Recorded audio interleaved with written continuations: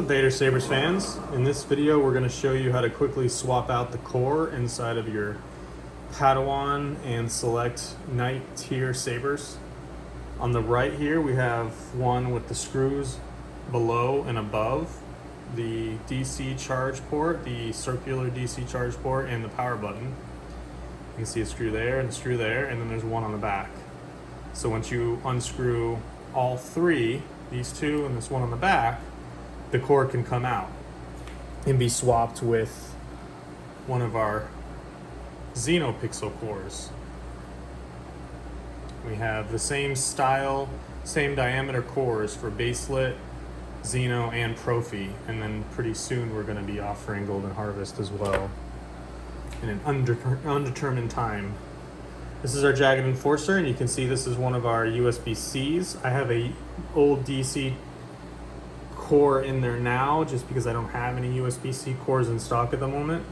So we're going to show you how to do it on our Jagged Enforcer here in a second. So you want to start out by unscrewing these two screws right here and here, and I'm going to zoom in a little bit so you can see those two screws. So you start unscrewing this one. This was a pretty long one because this actually pushes up the core once it's in place, and I'll show you what I mean here in a moment.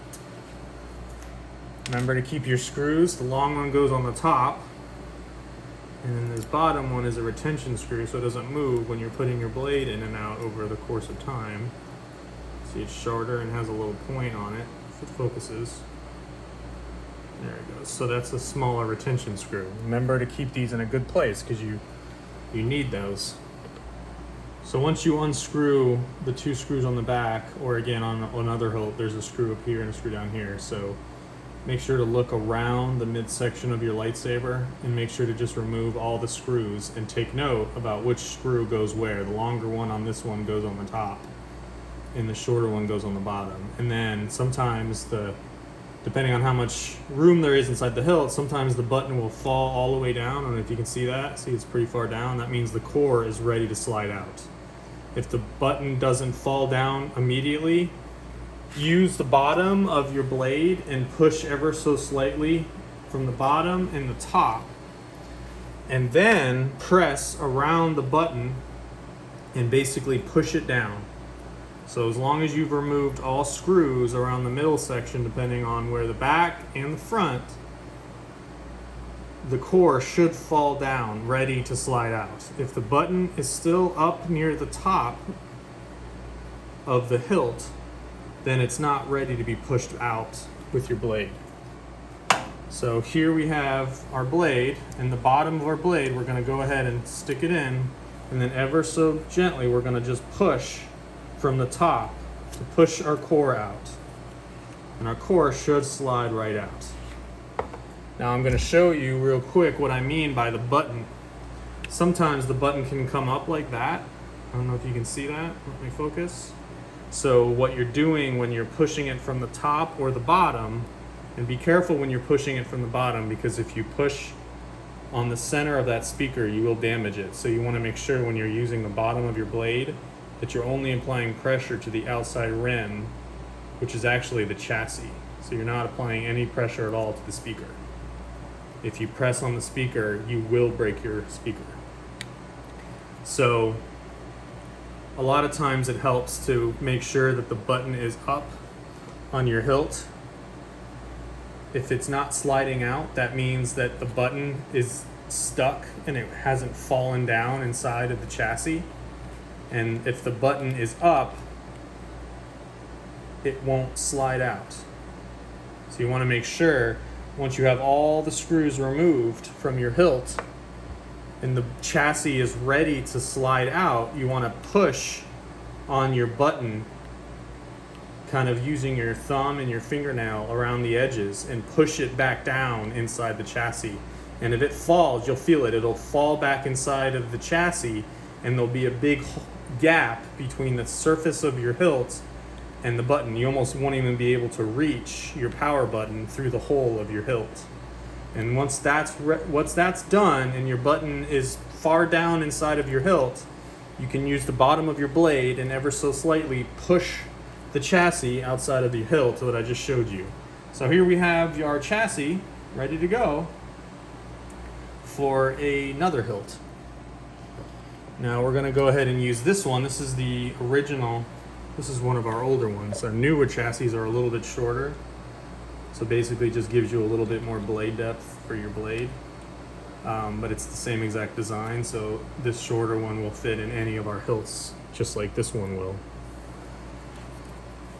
Okay, now we're ready to go ahead and insert the chassis inside of our hilt. And this is pretty much universal for our mystery boxes, as well as anyone who bought an older hilt with a baselet and they want to now upgrade to the Xenopixel core. They can do this.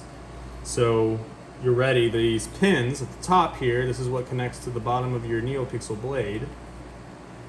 You want to make sure that those are up. So it'll basically look like this inside of your hilt.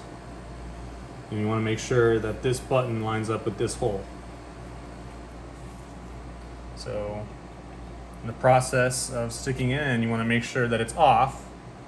And you also don't want to touch these metal pins to the metal of your hilt because you could short it out.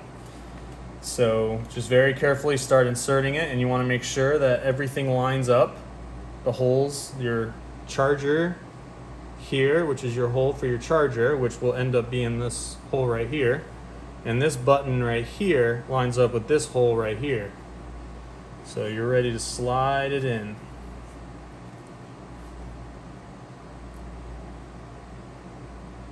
Alright, and then you won't be able to push it all the way, so you use the bottom of your blade again and ever so carefully push from the bottom. And again, only apply pressure to around the speaker, not the speaker itself. And you want to use the bottom of your blade and just push until your hole lines up perfectly. So you can see that. And the button is really far down there, which again, that can be fixed once you put the screws in. You want to make sure that your button is lined up perfectly with the hole of your hilt. So when you put the screws in here and here, it's going to raise the buttons so it lines up perfectly surface-wise with the hole in the hilt. So let's go ahead and do that. And again, for the Jagged Enforcer, we have this longer screw that we're going to put on the top. So you can start it with your fingers and then get your Allen wrench that came with your hilt and just start tightening it in. And if everything is lined up perfectly, you should see the button start raising up with the gap in the hilt. Just keep screwing until you get the button right where you want it. Alright, so there you go. The button lines up perfectly and there's no gap. You don't want to over tighten it, you want to just get it right where you want it. And then for the bottom, this is the retention screw and that goes on the bottom hole. So what I do is I usually put it on my Allen wrench, get it ready to go, and then I just ever so carefully put it into place. And this is a retention screw, so this will hold the chassis from sliding around when you're putting your blade in and out. And then put your pommel back on, hold it down, power on.